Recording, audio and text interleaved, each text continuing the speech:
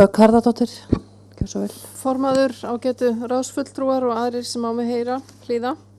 Ég vil vekja athygli, ég leit hérna örsnögt til hliðar og þá fannst mér svo spaugilegt að sjá Pavel sitja þarna upp á áhorfendapöllum svona eins og þjálfara sem hefur verið útilokaður fyrir að ljúka máli sínu mjög skyndilega. En í 14. greinin, ég spyr, þurfa að vera 2 valkostir.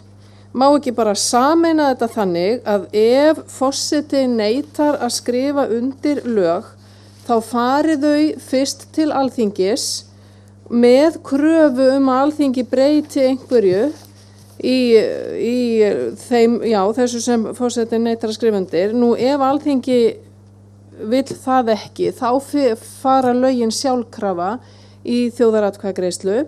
Ef hins vegar Alþingi ákveður að taka þetta aftur til skoðunar, að þá fyrir þetta bara aftur sína eðlilegu leið til forseta.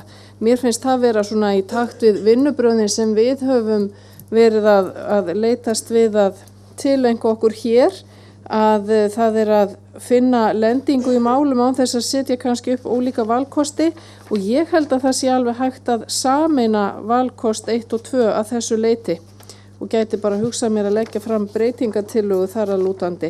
Varðandi lið 5 forstöðumenn sjálfstæðra stofnana, þá þessi seinni liður samþykki forseta þarf til þess að leggja niður stofnanir sem eru sjálfstæðar samkvæmt lögum.